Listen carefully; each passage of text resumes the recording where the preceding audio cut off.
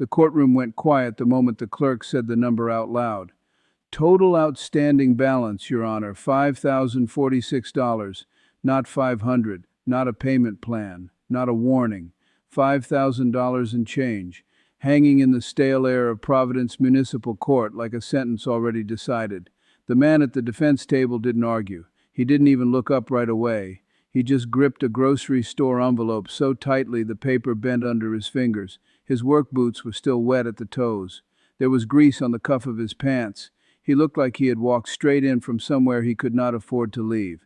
34 years old, shoulders collapsing forward, eyes red from the kind of exhaustion that stops looking temporary after a while. Judge Caprio studied him for a second longer than usual, because this did not look like defiance. It looked like damage. And that was the first sign that this hearing was not about one reckless driver who ignored his tickets. It was about to become something much uglier than that. What looked like a simple fine hearing was really the autopsy of a system that had learned how to turn desperation into debt and debt into guilt. By the time it was over, the number on the paper would matter less than the question the judge asked to get there. "Mr. Rivera," Caprio said, leaning forward, voice calm enough to make the room even quieter, "have you been avoiding this court, or have you been trying to pay?"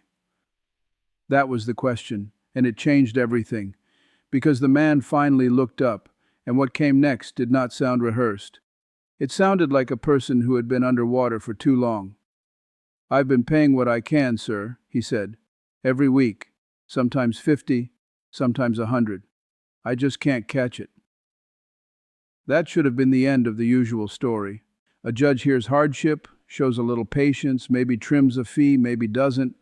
But something in the way he said, "I can't catch it," stopped the room cold. Not because it was dramatic, because it was specific, like he had been running behind a number that kept moving. If you appreciate stories where power finally meets consequences, stay with me, because this was the moment the case stopped being ordinary. Marcus Rivera lived on the south side of Providence with 2 kids under 10. His daughter Elena was 8. His son Mateo was 6. Their mother had been gone for nearly 3 years. Court records and custody filings would later show she had moved out of state after a relapse and a domestic dispute, leaving Rivera with full physical custody and a life he had no time to collapse under. So he did what men in that position do when there is no rescue coming. He broke his days into pieces and sold every piece. He opened a public middle school at 510 every morning as a janitor. He delivered restaurant supplies in the afternoon for a commercial kitchen distributor on Allens Avenue. 3 nights a week, and both weekend nights, he washed dishes in a Federal Hill restaurant until close.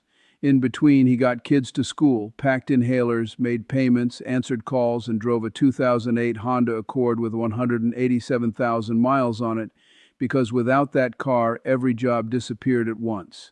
The city's file made him look irresponsible. Expired inspection, unpaid parking tickets, failure to appear, registration lapse, tow fees, storage fees, reinstatement penalties. 1 citation became 3, 3 became 8.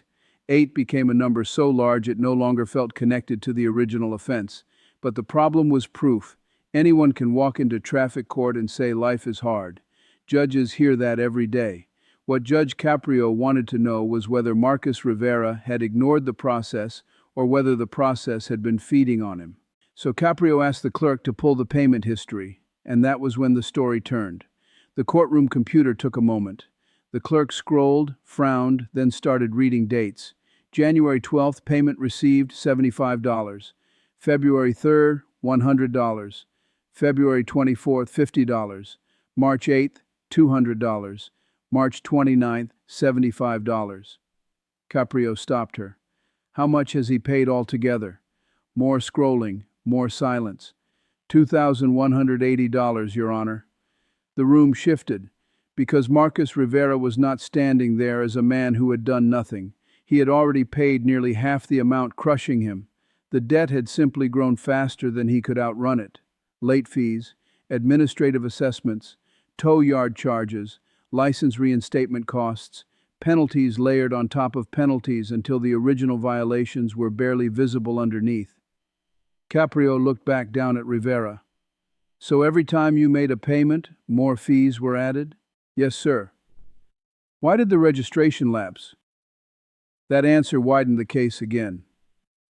Rivera explained that his insurance auto payment had bounced the same week Mateo landed in Hasbro Children's Hospital with a severe asthma episode in November.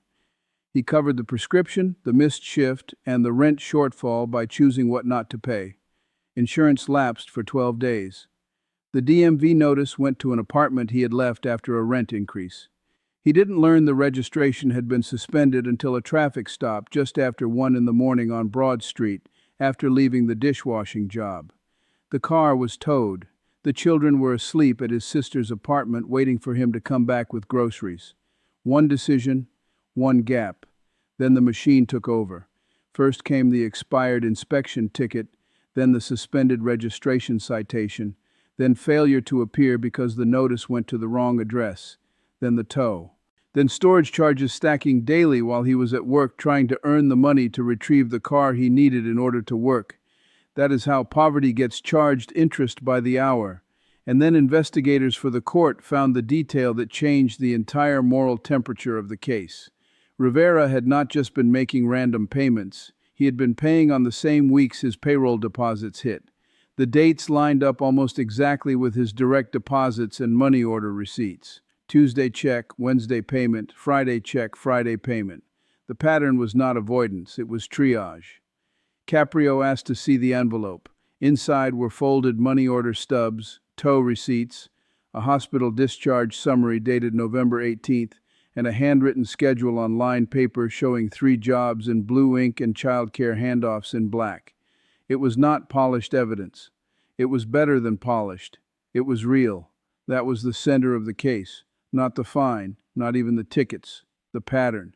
This man had not been running from accountability. He had been submitting to it in installments until the installments became another form of punishment. If you believe no one should be buried alive by paperwork, stay with me, because what the judge said next landed like a verdict on more than one person. Judge Caprio sat back, glanced at the clerk, then returned to Rivera with the kind of composure that makes anger more powerful, not less.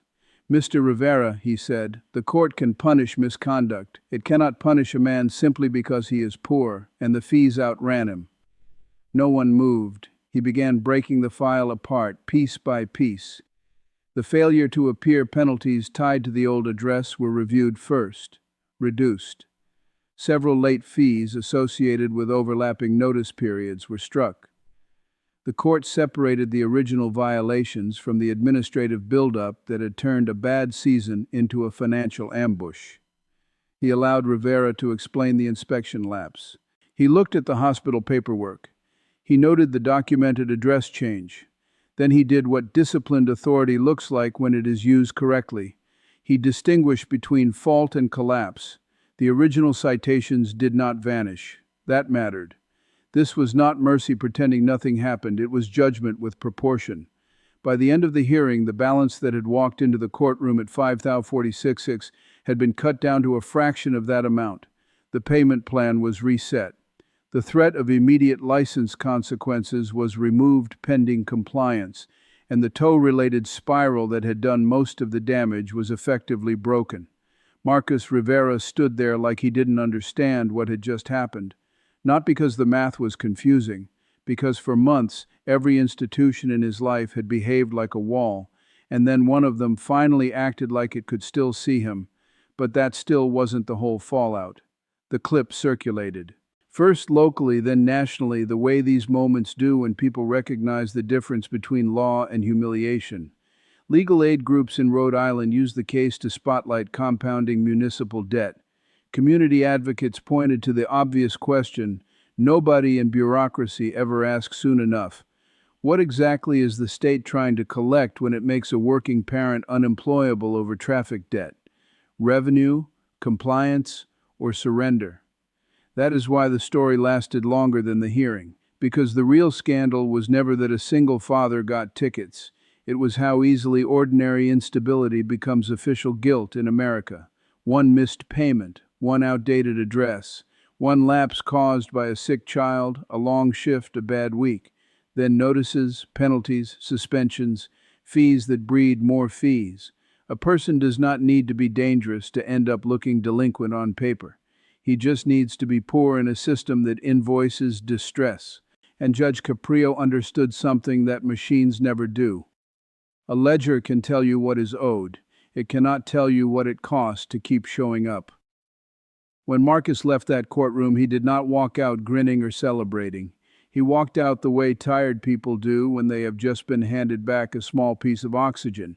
He still had work that night. He still had children to feed. He still had bills. But he also had his keys, a reduced balance, and something that had been missing from the entire file until that morning: context. If cases like this make you think, let me know in the comments, because long after the receipts are thrown away and the case number disappears into an archive, what remains is that one question cutting through all the paperwork. Have you been avoiding this court, or have you been trying to pay? That is the line that separated a debtor from a father, a file from a life. And in a room built to process violations, it exposed the deeper violation underneath all of it. Sometimes justice is not loud. Sometimes it is just a patient man in a black robe refusing to confuse hardship with contempt. And sometimes the most powerful thing a judge can do is force the system, for one unbearable minute, to look directly at the human being it was about to crush.